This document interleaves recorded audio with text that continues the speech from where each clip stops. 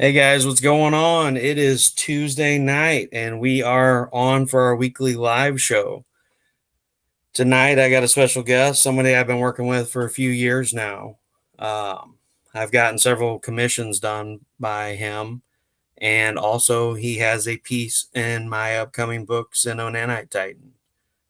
So, without further ado, here is Chris McJunkin. Hey, good evening. Good evening. How's it going, Chris? Hey, doing pretty good. How are you tonight, Russell? Doing okay. Hopefully everybody's okay on the East Coast. It's been kind of a crazy day with storms and everything like Oh, that, but yeah. Like I was saying before, we got pretty good rain last night. Then it was surprisingly a lot sunnier today than I was expecting. I was just figuring we'd have 2 days of solid storms coming through here, but thankfully it wasn't too bad over here in South Carolina, at least in the Florence area where I live at. So. yeah, and we're supposed to get hit tomorrow, I think is what they're saying in Oh, our really? area. So Yeah. give me just a second here while I share out. For some reason, lately StreamYard has this crazy thing where it decides that the first 2 minutes of the video, it won't let me in. I guess Really? because it's my video. Not sure. So get everything going here. All right, cool. So yeah, it's great to have you on. I appreciate you taking the time to come on tonight. I know everybody's been kind of busy. The art world's kind of exploded now that everybody's at home and they don't really have much to do, so they're Yeah. looking to either get art done or buy Yeah. books or Yeah, stuff like it's that. definitely been interesting. I really didn't have any idea what to expect going into all of this. Normally I'm doing anywhere from 15 to 20 shows a year, the different conventions, comic book shops, various venues and what have you. And I think I had three this year, and then we had a local one like the weekend right before everything just got shut down, and that's been since March. I mean, I work from home, so this is kind of hasn't been that different for me. And I was already very reclusive going into this.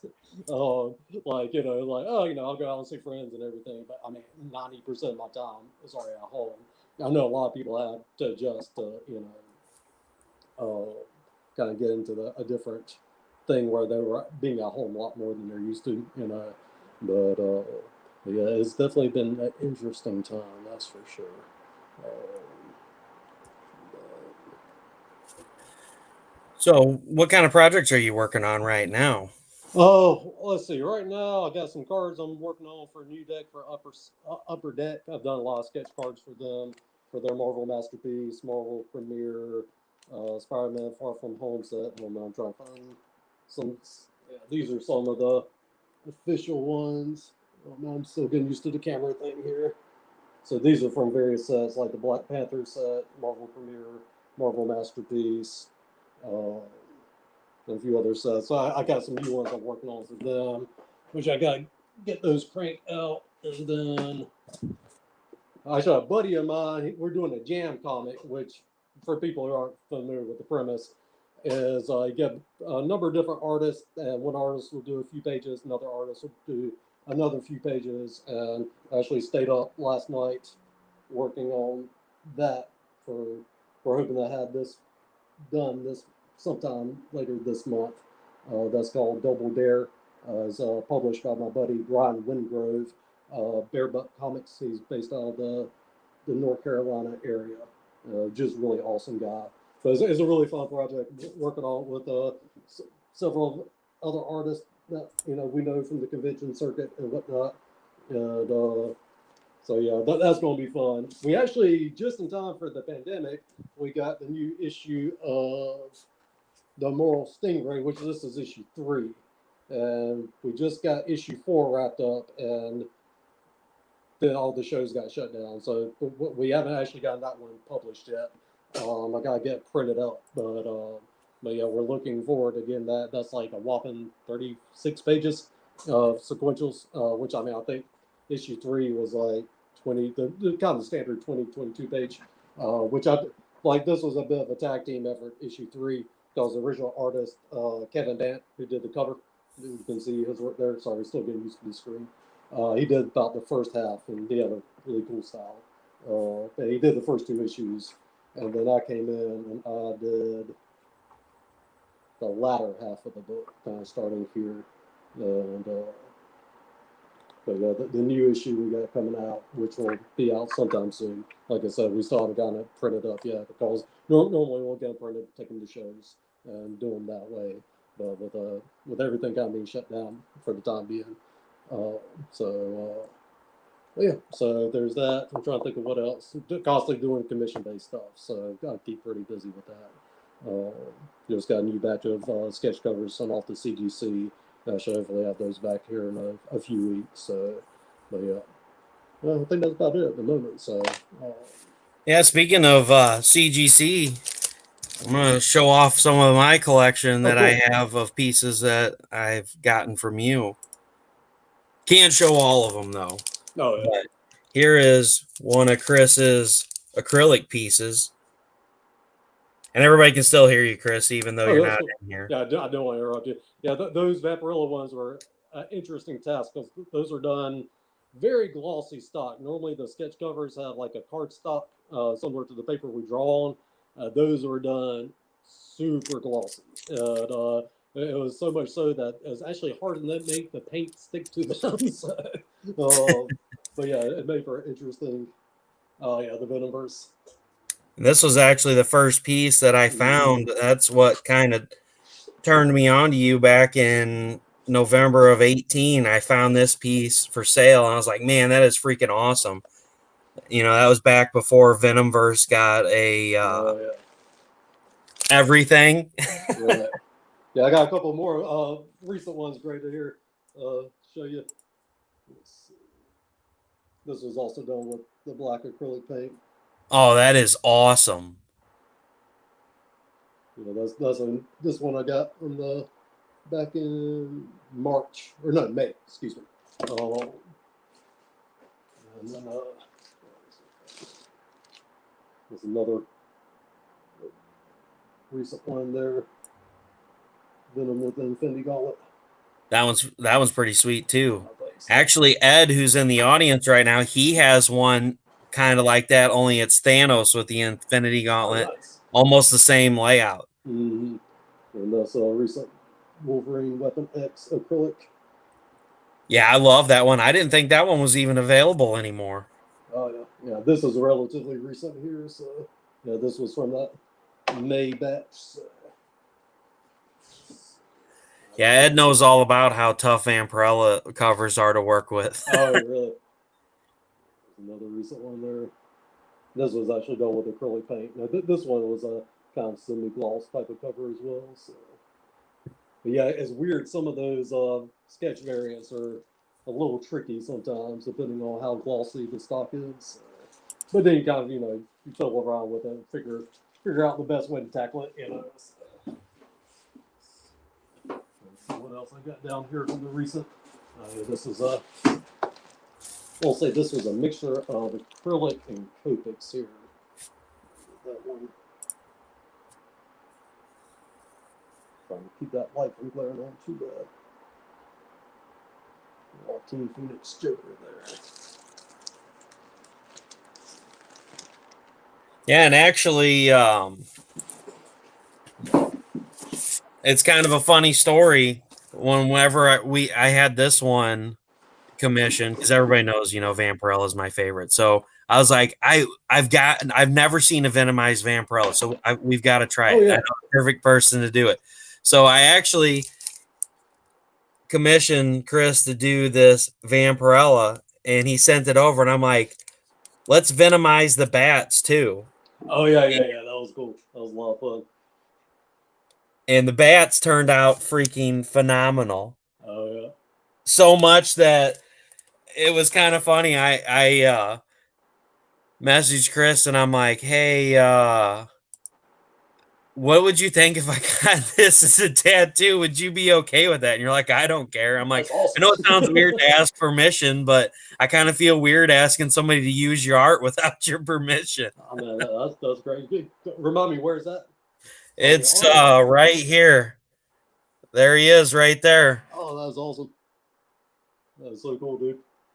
So yeah, I was like, man, I am so in love with this piece. I'm like, I've always wanted to get a Vampirella tattoo, and I was like, this is a perfect thing to incorporate into it, and so Oh, now yeah. it's forever tattooed on me. That was awesome. Yeah, let's see here. This was done with French Prismacolors markers.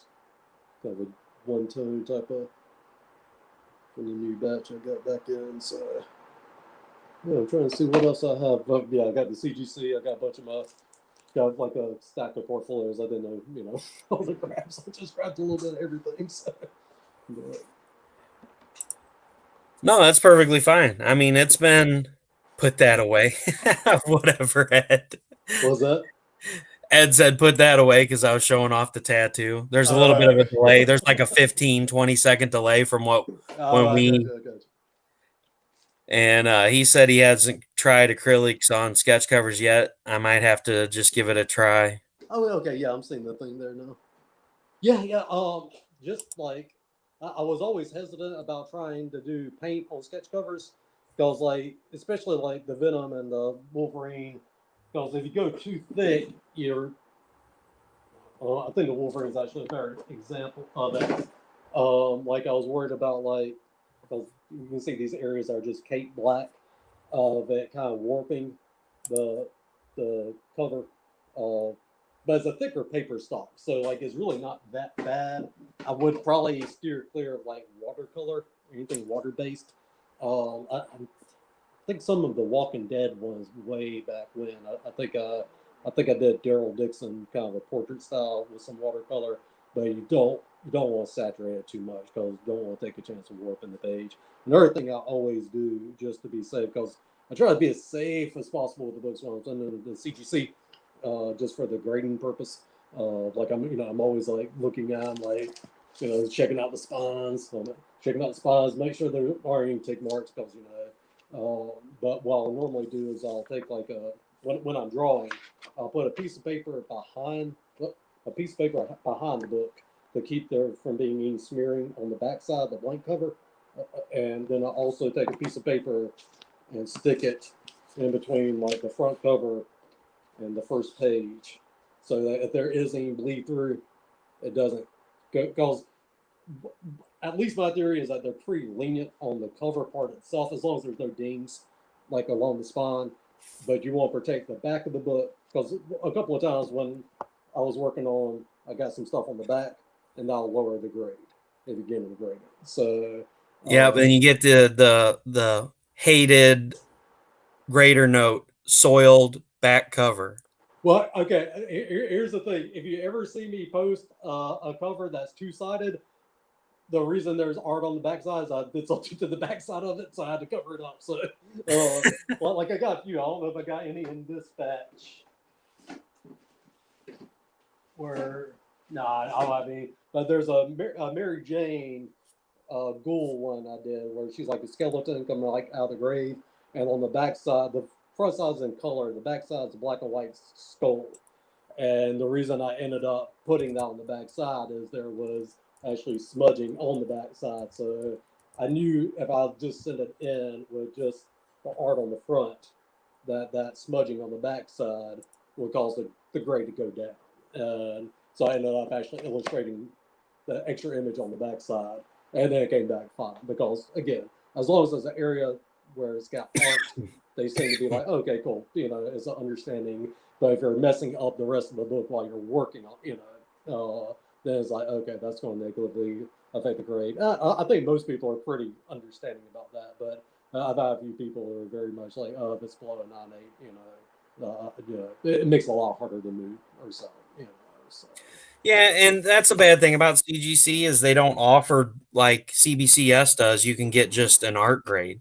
Because, like, for me, it doesn't really matter so much about the grade. It's about protecting the art. Right. And for me, like, I don't know, even if it's a lower grade, I don't mind. I personally don't mind. It doesn't bother me one way or the other. If I'm getting it graded, I'd rather personally have the grade, even if it's a lower grade than, the art. Does CGC not do that? I'm not sure. So for some reason, my brain I thought they did, but I will say this: CGC has been great to work with on getting stuff graded. Uh, like they got like a really good program for artists who are submitting their stuff, and I've been submitting to them for about I guess about 2 years now, maybe a little over 2 years, maybe three. And I'd always heard stories here and there about CGC, good and negative. I think a lot of times the negative stories stick out more, But like my experience of sending stuff in, getting them graded, like their turnaround time, all this stuff, they've been like if I'd known it was such a pleasant experience, I would have been doing it for a lot longer than I have been. It has been just a really their customer service, at least in my experience, has been great. And so I mean, lately I've been sending in a batch of books about once a month. So, like I said, I normally will send in about 15 to 20 books at a time, and I've just been continually just thrilled at how fast they turn around for the artist, and yeah, I mean, but nothing but like good stuff like so far for me for CGC. So, but, oh yeah, I'll show you this piece beforehand. This is the big 11x17 Venom. This is done with acrylic paint, and I think a little bit of hatching here and there, like with the pen. I probably worked on this one for the better part of a week or so. This is one of the more detailed pieces. And that piece is phenomenal. Thanks. Yeah, that's probably one of my favorites. I'm a big Savage Dragon fan. There's a recent piece I did. This for fun here. This is one of my favorite books growing up. Came out like when I was like 12 or 13, and they actually just had issue 250 come out this like a couple of weeks ago. It makes me feel super old now. So, which actually, we originally talked about doing this last week, and we had to reschedule for this week because last week was my 40th birthday. So yeah, so definitely getting up there now. So. Yeah, it doesn't take long. Time flies when you're having fun, I guess. Oh, yeah. I've been doing this. This has been my full time for about 8 years now. So I think I took the full time plunge back in late 2011, early 2012. So let's see what else. I got a whole portfolio over here. Let's see here. Hey, Lewis, welcome to the show. Glad you could make it. Hope Lily is wrapping up well. Lewis has got a Kickstarter going on right now, Lily the Demoness Chapter 4, and I think it's wrapping up tomorrow? Or is it today? We'll find out in 30 seconds after the delay. So, yeah, and are you still openly accepting commissions right now? Oh, always, yeah. Always? Currently, I'm double checking. Yeah, I just got done with a couple commissions earlier. I got those sequential pages wrapped up. So yeah, I think I'm actually caught up on commissions at the moment. I normally try to do a pretty speedy turnaround on stuff. I mean, typically the longest, like if it's a single piece, is a week to 2 weeks. Yeah, because I know you're pretty good about them, because I originally had this piece done, and then I was like, well, I want this one. I'm like, well, then I want this one, and like before long, you had 6 books, and you're like, okay, I send these off to CGC now, or do you want another one? And I'm like, yeah, I think we're good right now. But yeah, I mean, you do phenomenal work. I've enjoyed every single piece that you've done, and speaking of which, I was super stoked. So, having worked with Chris before, he was one of the first people, along with Ed, that I hit up, and I said, hey, I got this book coming out. How would you like to do a piece for my book? And he's like, sure. This was like right around the start of the shutdown happening. Yeah, this was probably back in February, March, early April. March, April time. So. And so this was the initial sketch. Hold on. Stupid glare and backwards camera. This was the initial sketch that he sent me, and it was phenomenal. And then this was the colored. Yeah, that's what, like on an 8.5 by 11 piece. like just kind of like a color whip, like a. And then this was the final piece here. Yeah, the 11x17 black and white.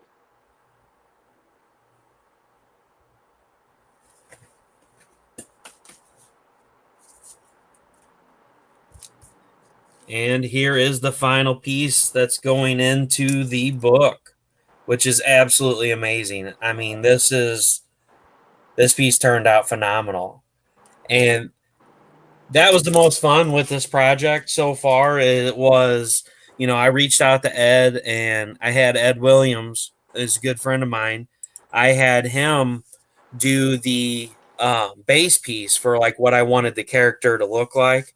So we talked back and forth since we've been talking for months and months about it.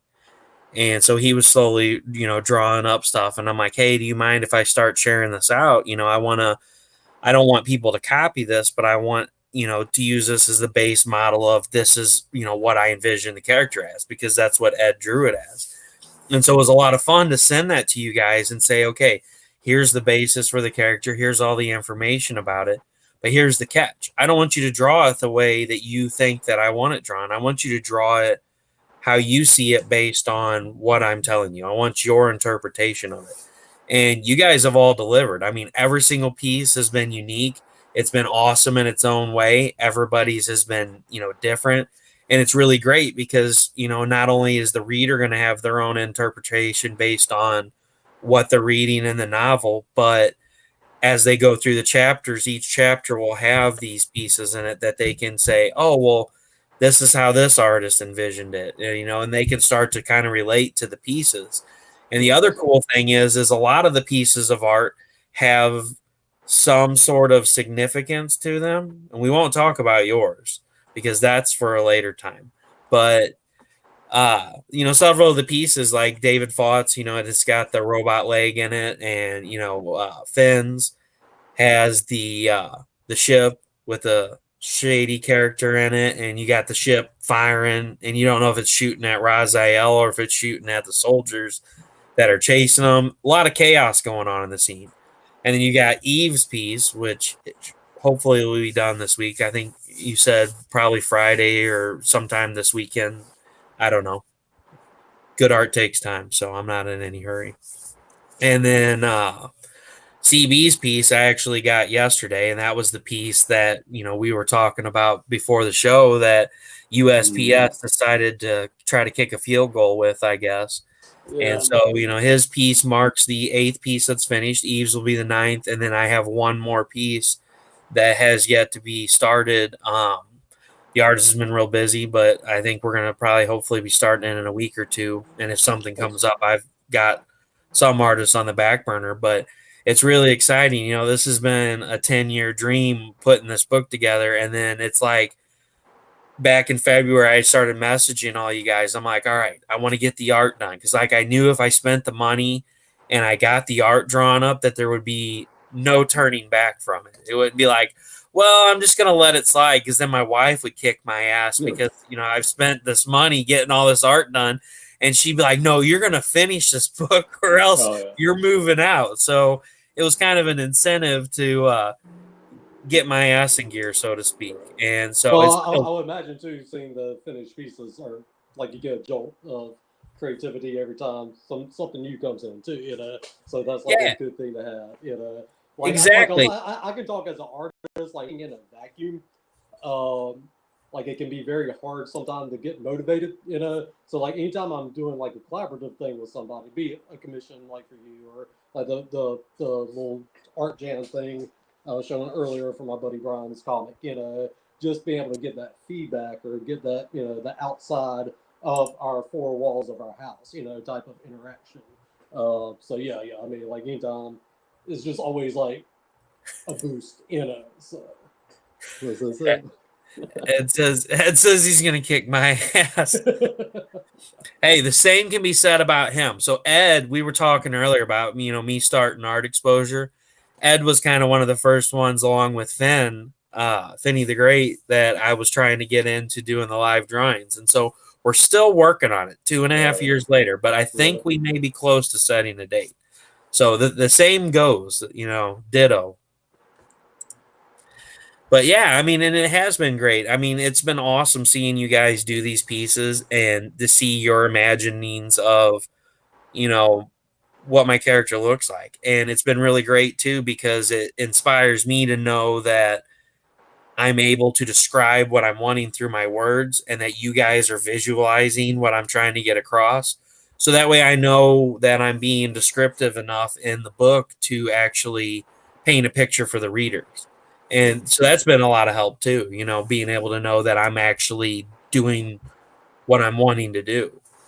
And so I think, possibly this weekend we may be wrapping this book up. I was messaging Wendy earlier because she read she had read the first 3 chapters and I left it with a huge cliffhanger. And she's like, "Are you freaking kidding me? You stopped there?" Because I put at the bottom of the last page, you could see the next page. It said chapter 3, and so you thought there was going to be writing after that. And she scrolled past it, and it was a blank page. My wife wanted to kill me too, so I just shot her over this weekend, 3 through 7. And so the last couple days I've been working on it quite a bit. So I'm actually getting really close. I think if I can keep writing, because a lot of the problems that I ran into with the and I don't know if Eve's still here or not, but everybody blames her for it. So when I was commissioning her piece, she asked me, what kind of if there was any beasts in the story. And so I got to thinking about a part of the story, and I found my own loophole in my book that like eventually somebody was going to find and be like, "This book is stupid, and this is why." And then because there would have been like 30 people that looked over this and I had talked to about it, and they're like, "Oh, that sounds awesome." And then after looking at it from an objective point of view, trying to figure out what I was going to do for her piece, I was like, wow, this is the worst loophole ever in the history of ever. I've got to fix this. So it really slowed me down in my writing because the whole middle of the book went through a huge overhaul because that one part changed. It changed everything else after that up to a point. Well, I finally breached to that point to where I'm like, okay, this is how the rest of the book's going to go. So I'm just like, freely writing. So now I'm actually making headway based on the story, the way it was originally meant to be towards the end. So it's helped out a lot getting to that point. That's good, But man. it was a rough patch there for a little bit. So, there's something else I was going to talk to you about. Brain fart. Well, we're right at 30 minutes. There's something I've heard where it was like the odd silence is always like 15, 20 minutes. So we're actually doing good. We made it to the halfway mark. So, but yeah, but no, that's great. So you say you think you're going to be wrapping it up like this weekend? So right now I got like probably 3 chapters left to write, but Right. I don't want to say it's easy because it's pretty complex, Right. but I've done several drafts of it. So this being the final draft, I can pretty much flow through right to the end. Hey, Mike, how's it going? So I've already, I kind of motivated myself because I mean, it's been a rough year with, the beginning of the year, I found out I might have cancer and all this stuff has happened since then. And it's what really motivated me to get back into the book. So with everything that's happened this year, I've missed, time to be able to sit here and write, especially when the wreck happened because it snapped my wrist and I had burns all up and down my wrist here from the airbag because somebody ran a light up the street from my house on my way home from work. And so I wasn't able to write for like almost a month of that. It was back in March. Mm-hmm. And so I was working on trying to get the art and stuff done. But once I get this art, I'm going to get the art book made up and get the file done for that so it's ready to send to the printer. That'll include any original drawings that I have, the black and white sketch, and then the finished color sketches. And then the third week I didn't get an exact date, but I was just like, just put me down for the third week was kind of my motivation to say, all right, I'm on a roll. Let's get this done and get it into the editor. So I have an appointment to have it in by the third week of this month with the editor. Oh, So that's awesome. it's making headway. I had originally planned on a November Kickstarter. I'm still leaving it there for now in case something happens. Sorry, my leg's falling asleep. You're So all I'm good. still leaving it with November just in case something happens. That way I got a little bit of space to play around, if something I have to make some kind of huge change from the editor or something. But I'm thinking come probably Saturday or Sunday, it'll be ready to go. I'll go back through it a few times and do. I kept reminding him that he had a job to finish. So I'm gonna go through it a couple times before it goes to the editor because I turned spell check off because I was getting super highly annoyed with it because with creating a new universe, new characters, new elements, new names, spell check does not like it. And No. I don't like having to watch and see, okay, is it finally recognizing that it's a word? And then I got to go and add it into the dictate, to where it's like, okay, if he puts this, I'll leave it alone. Because it seemed like every time I would do that, like 3 sentences later, I'd be like, oh, I got to add this word in here now too. And so that was kind of hard. A hard part of doing the whole thing was creating something new elements, new technology, coming up with names for it, because every time I come up with something, I Google it. I'm like, all right, has anybody anywhere in the history of ever done this? If they have, Google more than likely will find it. And it's a good thing I did Google a few things because I was like, oh my God, if I called it this and somebody Googled that and this is what popped up, I would die because I would be getting messages left and right. One of the elements that I actually created for the book, I looked it up and it was a TikTok. And it was like, we won't talk about what was on the TikTok. It was crazy. You'll have to tell me after the fact because I'm curious to know. Not like it was. I was like, oh my God, I'm so glad I didn't. I looked first, which that'll be something that comes out later. It's one of the things I'm trying to keep secret about the book. Eve knows all about it, and Eve's kind of drawn some of it online, so people know what it is, but they don't know who it is or what it is. So it's going to be kind of like a big spoiler I may let out before the Kickstarter of what it is. But it was how I came up with the name of this character. Okay. And so the original name I was like, oh, for the love of God. I'm sorry, I think you froze up on me for a second. I don't know if you're in or my end. You there? Yeah, I'm still here. Okay, cool. All right, I think we're back. Sorry, I don't know what happened there. Oh no, you're good. Probably all those interruptions on the East Coast. So yeah, I was like, so when I was coming up with a name for this character and I Googled the first one, I was like, oh my God, I'm so glad I looked at this first. So it's been an interesting, it's kind of really cool, to create something new and try to find something that nobody else has done and be creative.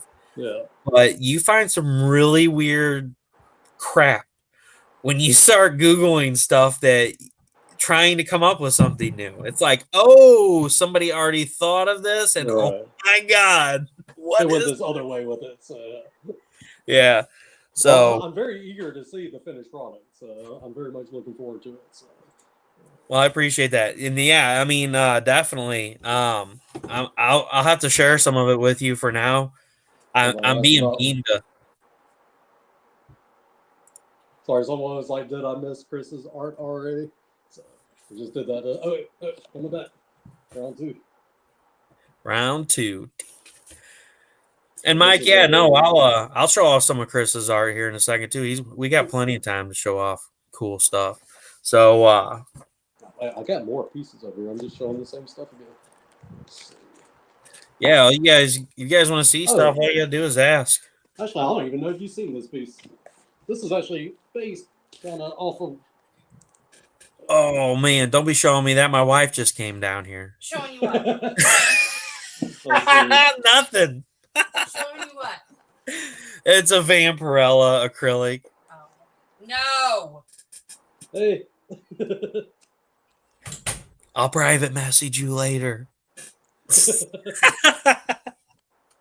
So I'm trying. This is a piece I did a while back. Harley Deadpool. Sorry, still getting used to this. Did this a while back. Actually, I've got a color version of that. Ooh. These are all the originals here. We've got some of the color prints. So I'll be right back. Oh, you're fine. While he's off, I'll show you off some of the art, Mike. So we've got this is the piece that Chris did for Xenonanite Titan. That turned out awesome. And then I can show off some of them, not all of them. We'll just say there's some not safe for work. But here's the first piece that I got when I found Chris and his work that I fell in love with, this Venomized Spawn. I was like, man, that is freaking awesome. I got to have that. And then, one thing led to another. And then I realized, oh, cool, he's got an acrylic Vampirella with a wolf. And so that's one of his acrylic pieces. And then I had never seen a venomized Vampirella. So I was like, hey, Chris, you want to do a venomized Vampirella? So here's the venomized Vampirella. And I super love how the bats turned out. Like, look at that. Is that not phenomenal? And I think you weren't here whenever we were talking about it, Mike, but I actually got that tattooed on me. I messaged Chris and I was like, dude, I wouldn't feel right getting your art tattooed on me without asking, but like, I seriously am in love with this. Would you care if I get this put on my Vampirella tattoo? And then here's another piece of his.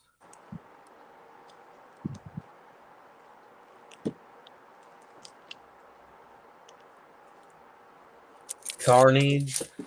And last but not least, Venom Who Laughs.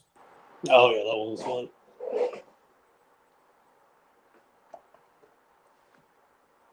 Yeah, like I said, Venom's always my go-to. He's probably my favorite to draw. So. All right, I got a couple of pieces here. I pulled out a few of my color prints. All right, so this is the two Jokers. Did this one a little while back. This is actually an homage to that Joker Batgirl cover that got canceled. But it's got the Heath Ledger and the Jared Leto Joker there. Let's see. There's a Guardian of the Galaxy piece. This was colored by colorist I know, Paul Little. He's done a bunch of really great work for Image and some other of the small, the independent comic companies. But I think this might be the first piece Paul ever colored for me, and it just completely blew me out of the water whenever I saw what he did with that. No, Ed, you are the only one that I send stick figure drawings to for my. For anybody that is a fan of Parks and Recreation, this is Starlord and Lil Sebastian. If you don't watch that show, it probably will make zero sense. But since Starlord, Chris Pratt was on that show, I like doing these little funny crossovers like that. So this is a small piece I did kind of as a companion to that Venom piece I was showing earlier. Oh, that is awesome. Paul did an amazing color of this. I don't have it up here. I got it down. Can you show that a little bit closer? The detail on that is freaking phenomenal. Yeah, this was done with the acrylics and whatnot. Actually, I sold the original of this a while back. This is a black and white print of the original. That is beautiful. I'll have to send you a copy of the one, a digital file of the one that the color version that Paul did. He's like, yeah, I did this in like 20 minutes. I was like, dude, it's so freaking amazing. No, this was a fun one. I actually sold the original of this. Again, Venom's my go-to. So this is Venom versus Predator.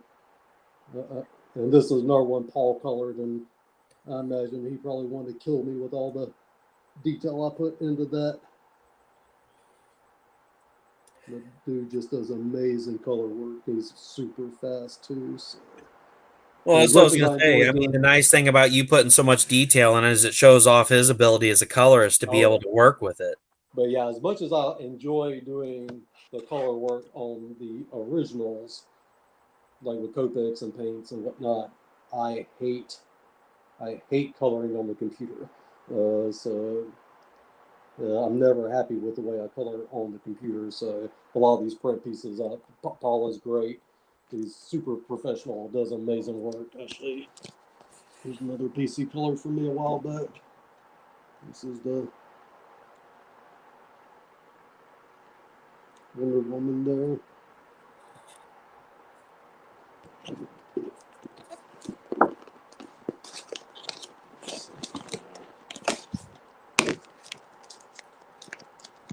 So since people are probably wondering what Ed's talking about, and you probably are wondering too. Was that? I did not even see it.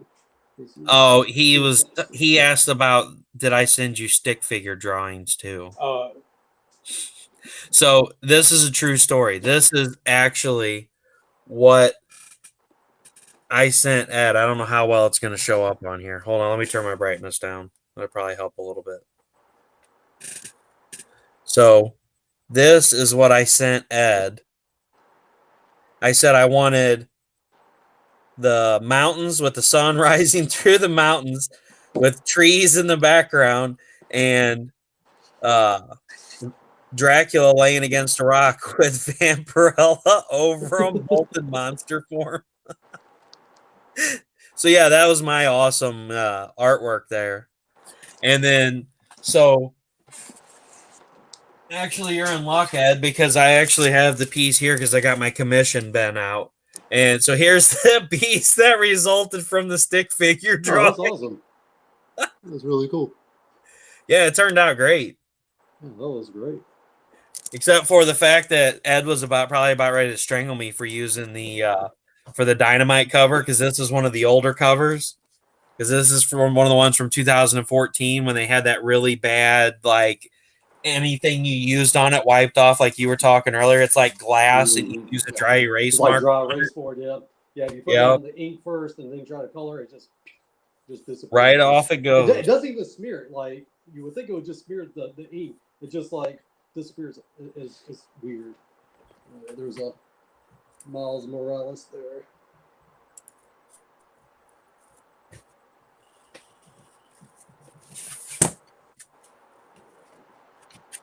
I don't know. I was showing this one a second ago. One of the kind of character crossover since Ryan Reynolds played Green Lantern, Deadpool, and Pikachu there. Deadpool's saying, "We're on the case, old chum." And Detective Ing for Dummies.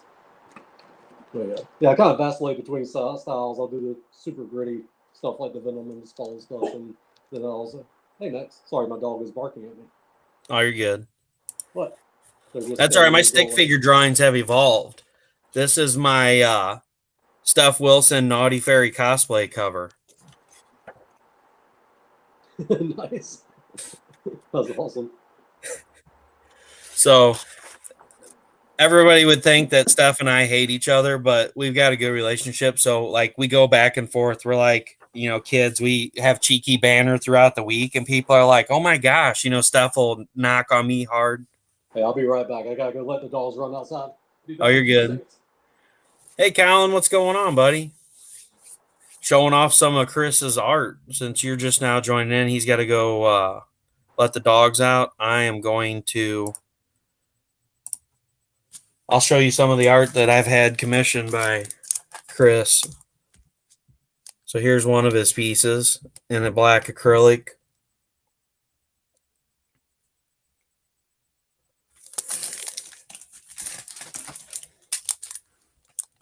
And I know you'll enjoy these, Colin, being a huge SpiderMan fan.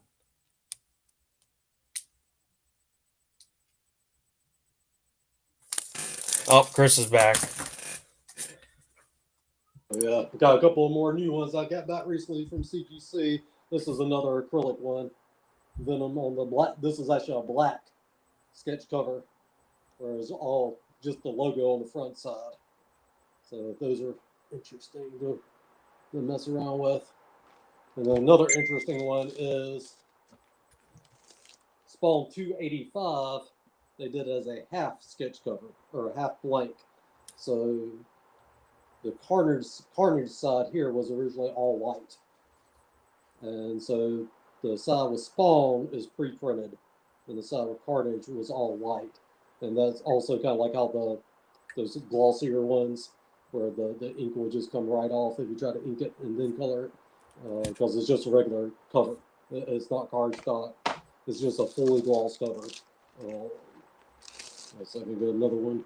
I've actually been banging out a bunch of these. I just sent in about 15 new ones to CGC. So again, the side with Venom was originally all white, and then all the Venom part there is hand drawn, hand colored Copics, Prismacolor markers, and a little bit of the Posca paint pens. This is from the new batch too. This is probably the most characters I've done on the sketch cover here. I pretty much try to put in as many SpiderMan villains. Oh wow! I worked on this off and on over the course of probably a month. I know I was posting progress pics on my Instagram where like start off with Spider-Man Venom fighting in the front, and then like I think I added in Doc Ock and then Green Goblin, and then slowly started adding in all the other characters over time. So, yeah, that's definitely the most laborious of all the sketch covers I think I've done, at least character-wise. So,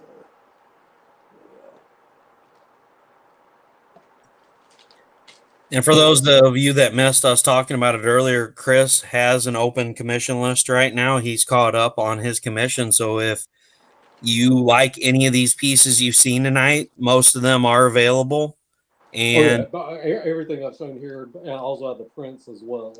I'll do a buy two get a third one for free on the prints. I didn't want to say all of the CGC because I know they go fast. Yeah, all the CGCs I've shown are currently available. They are okay. And then I got another batch coming in probably about 2 or 3 weeks. With I think all of those are similar to the Spawn Venom I showed the half. But like I said, I think I've done up about 15 to send in on those, and then I got another 12 or so planned to do on those. That I'll probably work into the next batch. So. Yeah, Mike, shoot him a friend request. He's got quite a few of those Spawn half covers that he's been posting up that he's been working on lately, and they look awesome. Yeah, thanks, man. Yeah, the most recent I did a Spider-Man half on one of those. Stan Lee. I started doing a lot of the horror movie crossovers. So Jason, Freddy. Actually, I sold the Freddy, but the Jason, the Pinhead. I meant to do a Chucky from Child's Play. I forgot. That's one I got to put on the list. I'm going to do a Predator. Going to do an Alien half. I got like a whole bunch. Judge Dredd, Batman Who Laughs, Judge Death from Judge Dredd. Just pretty much any character I want to draw. I'm just going to do that on the Spawn 285s because I think I got about 30 of those that I bought to draw on. So, which that comic came out probably about 2 years ago. I was surprised I was still able to find plenty of them out there. Yeah, I got a stockpile of those. So. Yeah, I know you had quite a few of those Venomverse blanks. Oh yeah, I'm a blank hoarder. It's kind of gotten to be a problem. That and cardboard for shipping stuff. So, but no, I probably got about 10 long boxes full of blanks at this point. It's kind of become a little bit of a problem. So, but you never know when what you're going to need. I could have like 4 or 5 Hulks and not touch them, for like a year. And then some, can have several commissions back to back. So I mean, it's an investment, but it's something to have, or idea ever pops in the head. I know I got the books there, so it's like, okay, I can go grab that and draw on that, type of deal, rather than having to scour the internet and hoping, that will get here in working condition, so because I was actually piecing together some of those Fall 285s, and like one order came in, I was like, yeah, there's no way I can even use this, No, thankfully it was only like 2 books, but I mean, there was like 8 huge tick marks on the spine. Like one book had like looked like you had thrown it against the wall. So I was like, "Yep, not gonna be able to use that one." So definitely can't do any grading on it. So,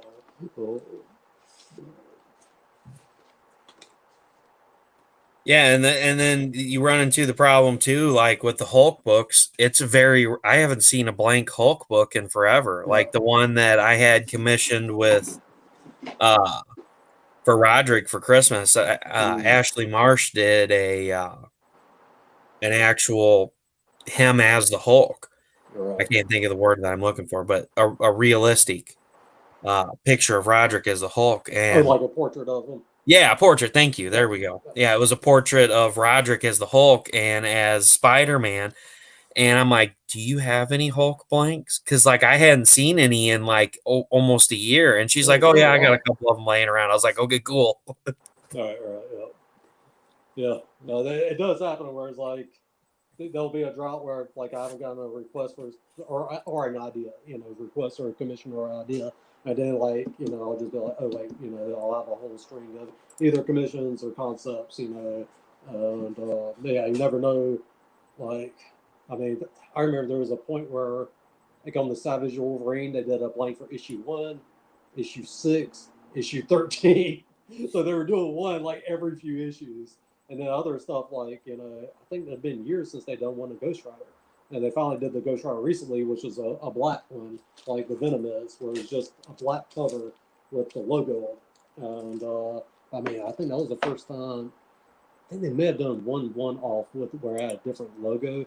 But I mean, I think it had been 4 or 5 years, or maybe at least 2 or 3 years since they had done one. So it's an odd thing. I knew they like slapping the blanks on the number ones, because it's really it's a lot easier to sell issue 1 than issue 7 or 8 or something, especially with a blank variant. So, but yeah, actually, this Venom one is issue 25, so a bit of a milestone there, I guess.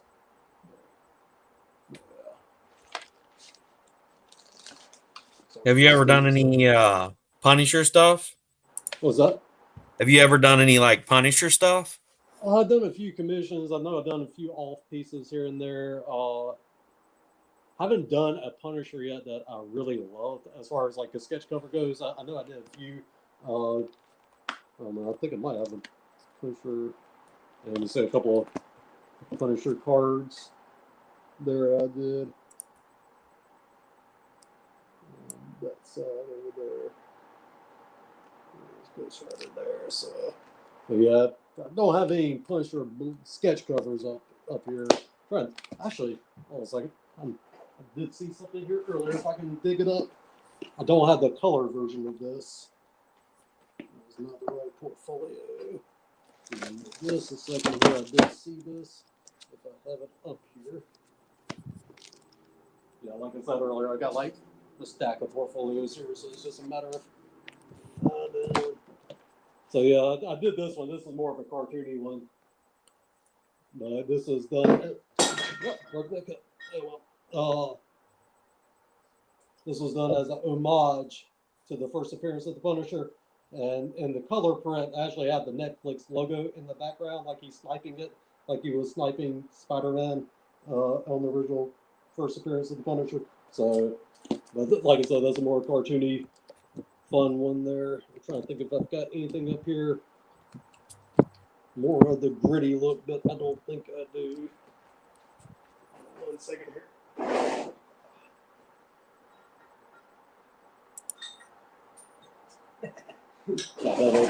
You there? Yeah, I'm still here. Sorry, I was reading the comments. Captain America in game there. That's an awesome piece. That's another character crossover piece here, Rocket Raccoon and Merle from Walking Dead. Since the actor played Yondu, did a couple of like Walking Dead, Guardians of the Galaxy crossover pieces. Trying to see if because I got one with Daryl. Oh, there it is, Daryl and Yondu. Since again, Merle played.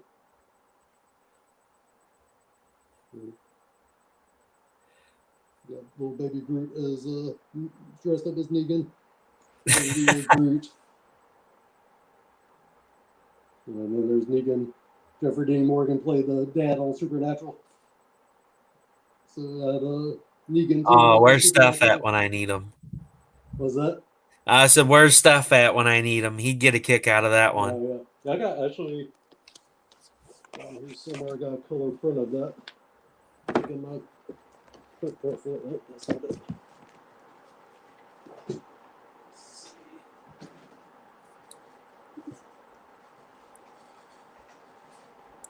Oh, that's not it. There's this Supernatural piece here. That's another early one that Paul colored. Did a dang up job. In addition to somebody get a closer view. Oh, wrong side. Oh, that's cool. Sorry about the glare. Oh, yeah, it's near impossible to try to get some of that stuff up on there. Ed, why would you want to punish yourself like that? This other Supernatural there. Let's see if it's in this. I swear I saw that earlier. Must not be. Not a bad one, that.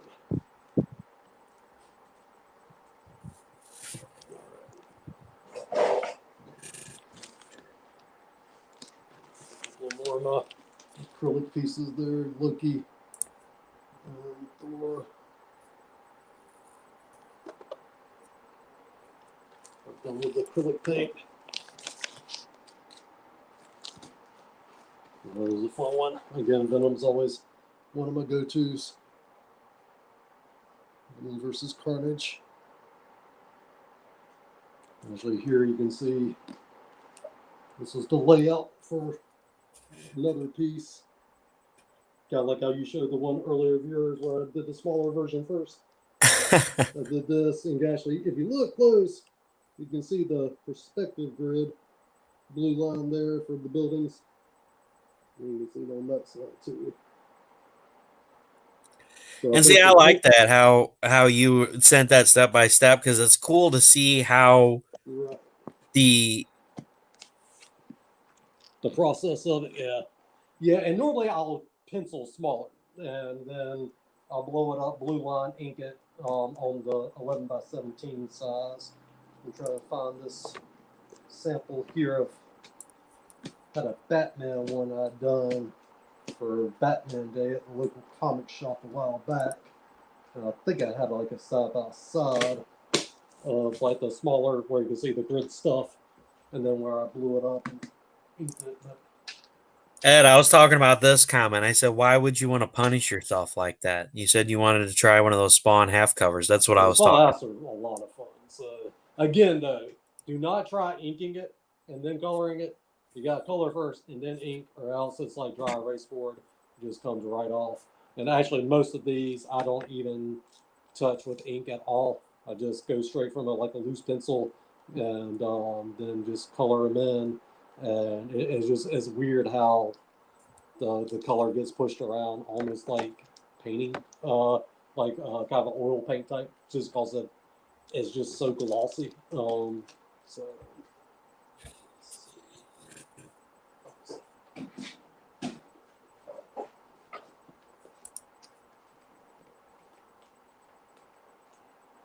That is weird. I thought I saw that piece earlier in color.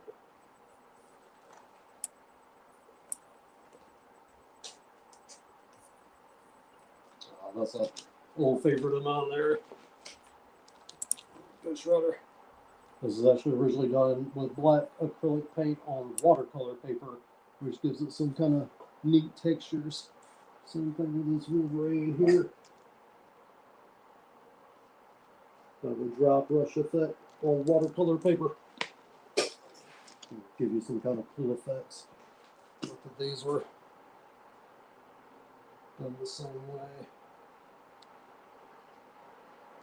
Old Hulk there.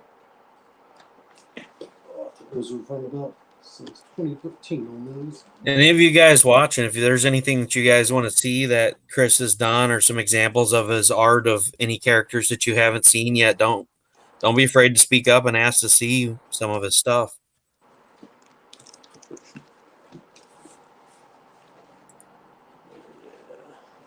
Can't be any more Sorry, good. Ed says it can't be any more difficult than the Walking Dead remarked covers or that Vampirella I did for you. It is about on par with those, honestly. The only thing is that at least the Vampirella ones, are on a thicker stock. It was really, really weird working with these because it's I realized how much I'm not used to handling a regular comic because the regular comic cover is thin, like the interior pages. And when you're doing the sketch covers, they're always thicker. Even the glossy ones are normally a thicker, like 12-point type cardstock, 10-point something. These are just flimsy. And this is how the spawns are, where it's just a flimsy thing. So, like, just in picking up, handling it, like when you're having to shift it around, like on your art table or your pad or whatever you're drawing on, it's a lot easier to almost damage them because like you just get used to handling the thicker cardstock of the sketch covers. And like there was a point with the Venom one that I did where I almost ran my hand over and crinkled the page because my hand kind of stuck to it a little bit, because the Oh, humidity no. or whatever, and like about almost bit the entire cover just like while I was drawing on it, So yeah, they're interesting. Yeah, thankfully Marvel for the most part got a good stock for their sketch covers.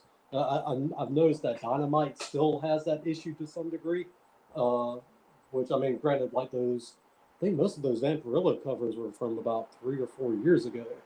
But I bought some recently. I think it was Red Sonja or something. Yeah, I could be mistaken. But like it was within the last year, and I was like, wow, they still have this like semi-gloss texture to it, but yeah, they're a lot of fun. Like I said, you can still find the Spawn 285s online. They actually have 2 versions of it. There's the one where you got the mask on this side, and then there's another one where it's Al without the mask. The hamburger face Al Simmons on this side, and the white is on the opposing side. And so, like, I've got, both of those. I think both of these were done. Yes, Mike, Actually, that piece with Deadpool, and I can't think of his name either. It's killing me. The dog from the Neverending Puppy Story. Monkey Baby, or no, Falcor. Talking about Falcor, that's it. Yes. Thank you. Yes, that piece is awesome, and I love it because for a while that was your big piece. Every time I seen you at a con, that was your big piece behind you. Well, it's funny. That's by far and away my best-selling print at the shows. But that exact conversation happens with almost everyone that walks by. It's like, oh, it's the thing from the never-ending thing, and then like if it's a couple, they'll be going back and forth trying to remember. Yeah, it's like, oh, what is it? It's like Falcon, or every time, like it's always a good talking piece of people. Like going through the circuits in their brain, trying to, call that information back. So I'm gonna try to see if I got that one handy here. And Ed says you should try one of the Walking Dead 163 covers. He's been hammering those out lately. Is that the 25-cent issue where it's got? Yeah, that's the one with all the hands reaching up. Yeah. I've done one at one of the local shows. Somebody brought one up. And they wanted. Trying to remember. I want to say it was Abraham. I can't remember. But I do actually. I bought like a stack of them because they sold like 30 of them for $10 or something, super cheap on eBay. And so I bought a stack of them, fully intending to use them, and they're still down there in my art studio somewhere. So, but yeah, that's one I definitely need to revisit again. So because that's just a normal comic cover. So it's got that flimsy kind of. Oh, there it is. Sorry, Yeah, he's been hammering out a ton of those lately. He did one with like the claw picking up Buzz Lightyear, and he did another one with Mickey Mouse as Negan, and then he did the most recent one was Stewie from Family Guy. Oh, awesome! Well, I had a Falcor piece in here. I must have sold it.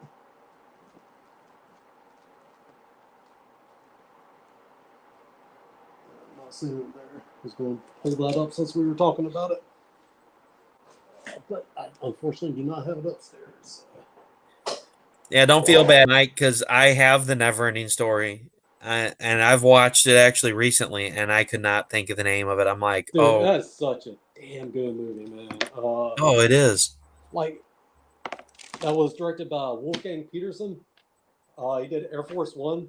It's weird because every movie he's done is like in a different genre, right? And they're all excellent, but every single movie he's done is completely different from the other. Apparently, he was more of a like a work for hire type of director. He's just super efficient. I'd bring him in and be like, "Hey, man, this is the movie we're making." He'd be like, "All right, dude, I got it." You know. But like, I was very astounded when I found out it was directed by the same dude who did Air Force One and Das Boot, I think was an earlier movie of his. And but if you look at his whole filmography, like you would never believe that he directed all these movies because they're so different from each other. But no, dude, like that's what it's like. Neverending Story is an amazing movie, man. It's been. I need to give it a rewatch. It's been a few years since I looked at it last. Actually, I think I got the original. I couldn't find the color print.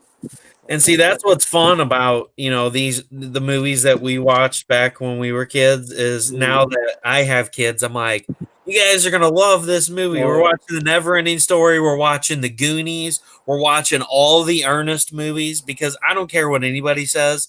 I was a huge fan of the Three Stooges and Ernest.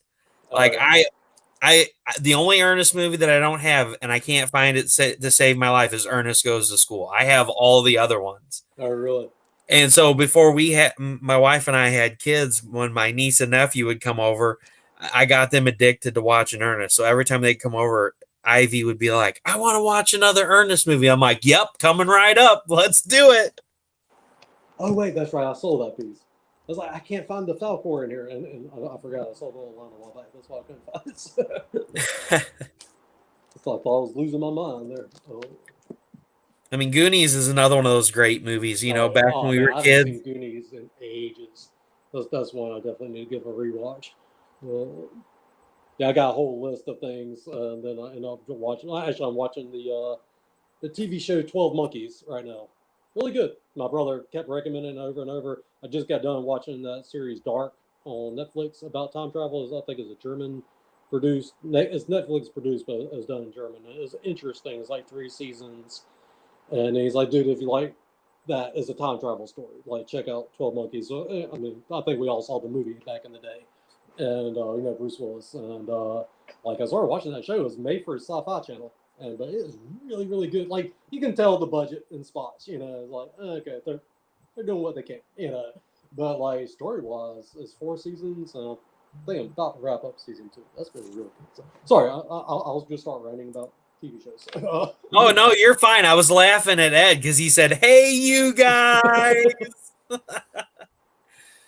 Yeah. And I mean, and that's the thing. It's like you said, you could tell it was low budget, but it's all about the story. I mean, if we would concentrate on newer movies, more on the story than $1 million, $1 billion CG budget, movies would be so much greater. And it's like, and it's sad because there's so much regurgitated work now.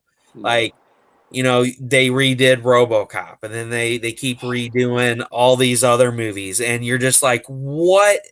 You had so much potential to do something good with this and make it great. And now nobody will ever watch another RoboCop reboot ever. Well, it's so weird. Like something like RoboCop, where they kind of desanitized it. And there was stuff in the opening. I was like, oh, okay, like I could get where they were going with it. I was like, oh, well, this is interesting. There's a thought here. And then it just ended up being a sleeker, boring, not nearly as gritty. I mean, to try to remake any of that dude's movies, Starship Troopers or RoboCop or Total Recall, which I forgot that they remade that, and that was equally as boring. Even like with the remake of Evil Dead that came out, about 2013, 14. It wasn't a bad movie, but they missed what made the original Evil Dead so good. And I mean, it was still gross as hell, like very violent. But like the way that the demons, what were they called? The Deadites. The Deadites. The Deadites would just mess with you on a psychological level, and just taunt you like a cat playing with a rat, just like a little vicious, like they just missed that in the remake, and it's like all this effort and all this money going into this product. But then, like, they don't quite get what made it work. And that's an odd one because it was produced by the same folk, like Sam Raimi and company. But yeah, it's so weird when you see these bloated budgets and all the CGI And see, I hear so much mixed reviews about the Evil Dead remake. I've not yet forced But the myself thing to is, watch it's not a bad movie. It is well done. But if it was called anything else, I think I would have enjoyed. Yeah, don't get me wrong, I didn't dislike the movie, but it's like they missed that one ingredient that made the original Evil Dead so classic. And I mean, especially Evil Dead 2, where they kind of up the crazy, where the Deadites are just screwing with Bruce Campbell with Ash so bad that you can just watch him becoming mentally unhinged. And this one, I mean, they do not skimp on the gore. I mean, this is in your face. There's some pretty cringy scenes in the movie, but they missed that structural part of the personality of the Deadites. And see, I just recently started watching, I guess about 8 or 9 months ago, I started watching Ash versus Evil Dead. Oh yeah, And I freaking love it. It is hilarious. My wife, I think oh my God. I got somewhere to season 2, and you'll be watching something, enjoying it, and then get distracted by something, and then forget. Like I've watched like 4 or 5 seasons of the show, and then they have that mid-season break, and I'm like, oh shit, I forgot to ever go back and finish that, and that was like 5 years ago, type of deal. But yeah, it's funny how that happens. You'll be really into something, and then something else pops up, and you forget, and you gotta go back. So yeah, that's one I definitely need to finish. Yeah, and that's one of, talking about this, it's one of the big aspects of my book, that why I like writing so much is it's like you see a lot of missed opportunities in some of the newer stories, and things have gotten to where they're really predictable. Like my wife will get so pissed off at me because we'll be watching a movie and I'll be over there shaking my head, and she's like, "What?" And I'd be like, "Oh, this is what's going to happen. The movie's over for me." She's Well, like, "Oh, so no, much that's of the not what." stuff. Well, it's 2 things. One, there's so much of a repeated structure formula thing, right? And 2, the older we get, the more we have consumed as fans of media, right? So Yep. I mean, I remember watching movies when I was 15 to 20, and just being blown away, like, oh man, I've never thought of this idea of this. And then like 20 years after the fact, you're sitting there, it's like, oh, it's really hard to find something that you watch and you're just affects you, or that you read or that you see, like something like Hereditary. Have you seen this movie? Hereditary came about 2 years ago. It's a slow burn horror movie. I went in completely blind. I had not seen one trailer, and for the first 20 minutes of the movie, I'm watching. I'm like, "Is this the like?" Again, I know nothing about the movie. And it's a slow build, slow burn character. Like Toni Collette, she plays the main character in the movie. She should have gotten like an Oscar for it. Like she is so good in that movie. But like, it is a movie. When I was done watching it, like you just sat there, you're just like, shit, what the hell did I just watch? Because like, it just escalates as it goes, but it doesn't follow any structure pattern that anybody's used to. It's about a first-time director. He also did Midsummer recently, which that didn't work for me. It was like a retread of The Wicker Man to me, and I wasn't a big fan of The Wicker Man, which I know a lot of people think is blasphemy, but it was not my cup of tea. But no, if you haven't seen Hereditary, like that is something where when I watch it, it's probably one of the most. Is it on Netflix? I'm not sure. I can't say for sure. You can probably rent on Amazon Prime. If nothing else, it's worth like the $5 it would cost. I'll have to look. It's probably one of the most unnervingly, like, just kind of like, things I've watched, like horror, psychological, whatever, in the last 15, 20 years. Like, I mean, it left an impact. It's like when I watched Parasite. Did you see that? No. The South Korean movie. It won a shit ton of Oscars. Like this last go around the Oscars. And like I've been waiting to see it. I was hoping it would come out at the theater here. I live in a small town. We don't get a lot of the foreign movies or the more artsy stuff or whatever. But like this one I've been hearing really good stuff about, almost like 100% approval rating. And I kept waiting. And finally I was like, "Bump, I'm gonna watch it on TV." That they had on Amazon Prime, I think, at the time. And I watched it on there, and dude, like, it was so good. I watched it 3 times in the course of 1 week. Because it does not follow any pattern. And again, it's one watch without knowing anything about it. Don't watch the trailer. like I watched it that night, the night of the Oscars. I stayed up and watched it that night, and like I got done watching, I'm just sitting there like, shit, like it just had an impact. Next night I went over to my friend's house. They rented it on Amazon. I watched it again with them. Right, I'm like, oh shit, this equally as good second. So after I watched it twice, they bring it to the theater here in town. I kept waiting. I was like, I want to see on the big screen, and I was like, we're not getting it. And so finally, like, I was like, F it, I'll go see it again. So that following Saturday, I went and saw my brother and one of my buddies and a couple of other folks, and we got to see it on big screen. But like, it's when you get to watch something that isn't following your typical formula that we've all become ingrained, accustomed to, and then that's when it's still a lot of fun to enjoy stuff. But then you have to go through all the other stuff on Netflix or like Yep. it's like okay, I see what they were doing, but I've already seen this plot done this way and this that way. But yeah, if you haven't seen Hereditary, sorry, like I can. This is a tangent. I can go down a rabbit hole, and but like watch Hereditary when you get a chance. That one was really damn good. Yeah, I'll definitely have to give it a check it out. And that's been my big motivation behind the book is, I've always wrote out of the box stuff, and I hate reading a story and being able to figure out what's going to happen, or watch a movie and figure out what's going to happen. When I was a kid growing up, I read hundreds and hundreds of books. Like every time I was off for the summer, I'd go, check out 10 or 15 books at the library, and I'd bring them home. And, our local grocery store always had those comic book bags that had like 10 or 15 books in it. And you'd get like X-Men,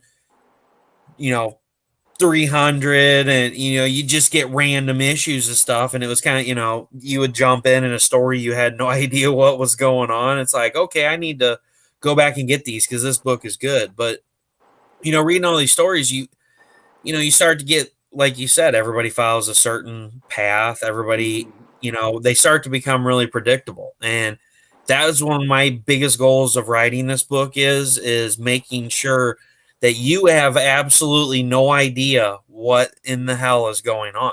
Right. And I know that I've done pretty good at it because Wendy tried to duck out on me. I let her read, through chapter 7 this weekend. And so she messaged me. She's like, it's really good so far. She's like, but I think I know what's going to happen. And I'm like, okay, what? And she's like, no, I don't want to tell you because you'll change it. I'm like, no, tell me. She's like, no, I said something about you already let the cat out of the bag. And she said, sorry, the cat ran away. So we were doing a live Saturday night for CromCon 5. And so before CromCon, I sent her a link for StreamYard. And I knew she would think it was for CromCon, but it was a private link for StreamYard without going live. And I'm like, ha! I caught the cat. Now tell me what you think is going to happen. Because, like, it was eating me alive. I'm like, I have to know. Like, if you figured it out, I'm going to be so upset. Right, yeah, that's something, yeah. No, I get that, yeah. And so she told me, and I was like, you're right, but you're wrong. I'm like, no, that's totally not what's going to happen. And it's great because my wife even, she knows me really well. I mean, we've been together 16 years now. We've been married for 8.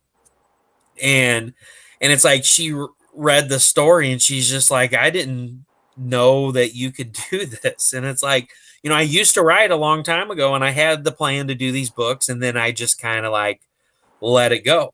And so that's been one of my big goals in this book is not only is the story going to be good, it's going to be something new, something fresh, something that's not going to be like, hey, it's going to knock your socks off and, it's going to be all these cool ass battle scenes. It's actually going to have a good story. This is going to be an origin story. So book 1 will be the origin of Xenonanite Titan. And then book 2, which I'll start writing as soon as this goes to the editor in a few weeks, because book 1's almost done. So in a few weeks, once that goes over to the editor, I'll try to take a couple of week break, and then I'm going to jump right in and go ahead and start writing 2. That way, once this one kickstarts, it's printed and it's sent out by this time next year, 2 will be done. And so it was my goal to make it unpredictable. I wanted it to be, a great story. I wanted everybody to understand the character and know, because it's hard to watch a movie or read a series when you have no idea about the character. And I get really super annoyed about reading or watching something, and then like 25 issues or 3 movies later, they're like, okay, let's make X-Men Origins Wolverine. It's like, okay, why didn't we start with X-Men Origins? Because we already know he's a badass and he has healing power, so there's really no point in doing an origin story at this point. So this was kind of like, why did he get the suit? How did the suit come to be? How did the idea for the suit come to be? Who he is? What happened to him? And basically, why are we at the point we are in book 2, which is actually where Xeno Nanite Titan story starts. This is more over, about Raziel Stevens, which is the character.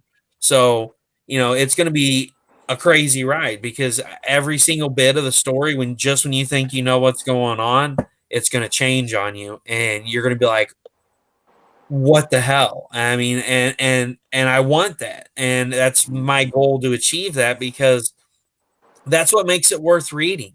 If you can read a story and read the first 2 chapters and know, oh, this is like every other hero book, this is what's going to happen in the end, the hero wins, the end. I don't like that. Or, the hero loses at the end. This isn't going to follow that kind of a structure. This is actually a family guy that didn't want to be a hero, didn't mean to be a hero, and he was thrown into a situation and things happened to him. And this is following the story of how someone gets turned into a hero, or how they're turned into a soldier, or how they're turned into something, not through wanting to be, but being thrown into a situation. And now you have all this weight on your shoulders. And so that's kind of what this story is about, is following that path of from man to, I don't want to say hero, because I'm not necessarily going to say that he's going to be the hero of the story. So awesome. So I'm pretty excited. I mean, I really think there's a good story here, and I cannot wait, for it to get out there and get in people's hands and, get feedback on it. Yeah, And like I said, very, very eager to see it. So. And I'm not saying I'm an all-star writer and this is going to be like the best book ever written, but I don't want it to be my magnum opus. I want it to be a phenomenal book, but that's why I want to do this indie. I want to publish it by myself and get it out there and have my own circle of fans and my own circle of artists that are going to read it and say, this story is great, but here's where we can improve on it. And that's part of what I've been doing with sending, tidbits to Steph and to Ed and to Wendy. I'm like, just because you're friends, you don't want to break my heart. Tell me the truth. What do you think about it so far? Like, what are things that need to be fixed? What are things you feel like they weren't explained enough? What things were confusing? Wendy's given me a few ideas and Steph told me a few things, and I went back and I fixed those things. So now those are no longer an issue. But that's what I love about the indie community, is it's not, everybody's out there either telling you they love it and they've never even read it, or because that's the worst thing ever, is when you tell somebody you love their book, and then they go, well, what was your favorite part? And then they just look at that author or that creator or that artist, and they got this blank look on their face, and you can just tell what's going through the creator's mind. Like, you son of a bitch, you just told me you loved my book and you can't even think of one part that impressed you.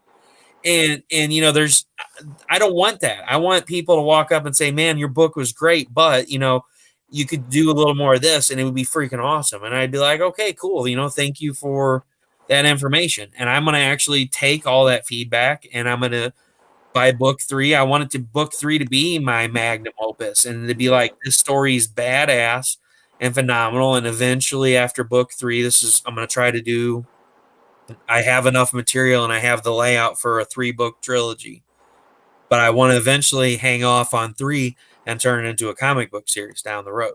We'll see where this goes. So it's awesome, man.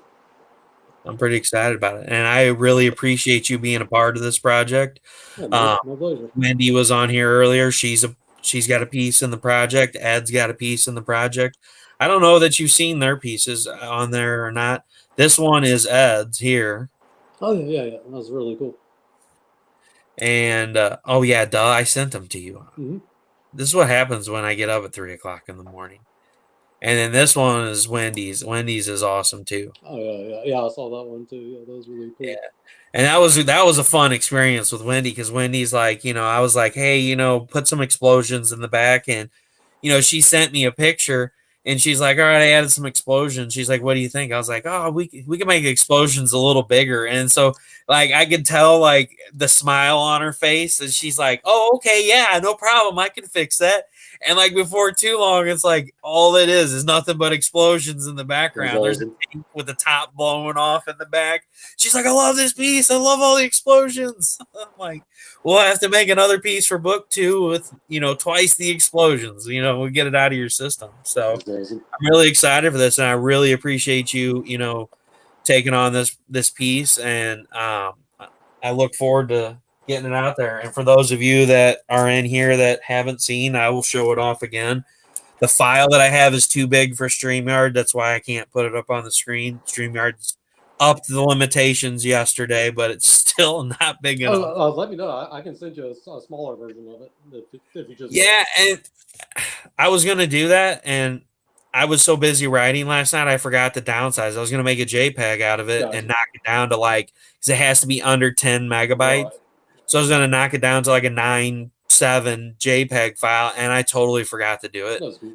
Otherwise, I would have uploaded it now. Even if I would have forgot to upload it to StreamYard, I could have uploaded it real quick. But Right. if I tried, I'm on my Chromebook now, and my Chromebook, it doesn't like doing that kind of stuff. It'll kick us both out of StreamYard. Yeah, no, that's all good. I'm like, whatever, let's show this like off. if you needed one for future use. No, I appreciate it, but yeah, I can. I did the same thing with Wendy's. I forgot to do it, so I know I'm fired. But super excited, man. I love your art. Thanks, man. You got a lot of beautiful art that you showed off tonight. I think we've been on here for an hour and a half. I don't want to keep you up. It's already 10:30. Yeah, or I guess 9:30 for y'all. But yeah. Well, wait, hold on. We got. I appreciate you. Had a lot of fun. So. And when the rest of the Scooby are not are, but they are really honest too. Well, and that's what we need, Mike. I mean, that's what the indie community is all about. It's being honest and lifting each other up. I don't want a bunch of people behind me blowing smoke up my ass because if I'm being told something's good, I'm going to keep writing that way. And it's like, why would you tell somebody that a turd isn't a turd? Because all you're going to get is more crap. Right? I mean, no matter how much you polish it, it's still a turd. So, I love it. I love the honesty. I love, being told, hey, this doesn't work. So, that's what I'm looking for. And when book 1 comes out, I'm sure there's going to be people that get pissed off at it. Or they say something doesn't make sense and it may need to be further explained. But, that's the life of writing. Everything's in here, and sometimes we don't totally transpose that to paper, but we try our best. Can't please everyone. There's always a Karen. Dude, yeah, that's one thing I've learned. One of the many things I've learned over the years is, 99% of the people are great, but there's always somebody that is just nuts. But yeah, it's weird. Some of the messages I've gotten, like on my art, like again, 99% of the time, great. Couldn't ask for nicer food, but every once in a while, it's like, oh, okay. Well, thanks so much for being here. I'll give you the full screen if you want to give people a shout out, let them know where to find you. You're sure. On Facebook and your website, and also I didn't mention it earlier, but you have an eBay store as well. Yeah. Mm-hmm. Yeah. I'm on Facebook, Chris McJunkin. My website's junkdrawerstudio.com. And that's also Junk Drawer Studio is my Instagram handle. You'll probably also find me on there just via Chris McJunkin as well. But yeah, that's pretty much it. So. Oh, I lost you there. Mic back on. There we go. I turned my mic off. I'm talking. Well, anyway, Chris, I appreciate you being on here tonight. If you want to hang out in the green room for a minute, I'm going to say my goodbyes to everybody. Okay, cool. I really appreciate you being on here tonight. Oh, no, Anybody? my pleasure, man. Thanks again for having me. So, You're welcome. And again, if anybody has any questions, hit me up or you can get a hold of Chris. Everything that was shown tonight was available. So I'll be back in a minute. awesome. All right, guys. Thanks a lot for joining in tonight. Chris is a phenomenal artist. He's done a lot of pieces. If you guys want to see, yes, it is a very busy web page. And by all the pieces of art that Chris showed off tonight, he works a lot and he can really crank out some good stuff. Like I said, I messaged him about this and it wasn't even a few weeks. And I had I don't even think it was a week. And I had the base drawing for this. And he doesn't mess around.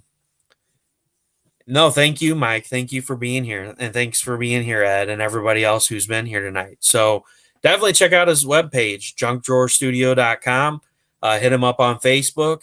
Hit up, if you look on eBay, it's Chris McJunkin. Just type in his name and pretty much everything of his will pop up, or not everything, but you'll be able to find his store name through there. I forgot what it is. But, he does phenomenal work. If you want to see some other work that he does, you can PM me and say, hey, what are the other work that he does? And I can send those to you because they're not safe for Facebook. But Mike, you'll understand. So everyone have a great night. Thanks for being here. Definitely check out Chris's work. And I will see you guys Sunday with Pete Vasquez. Have a great night.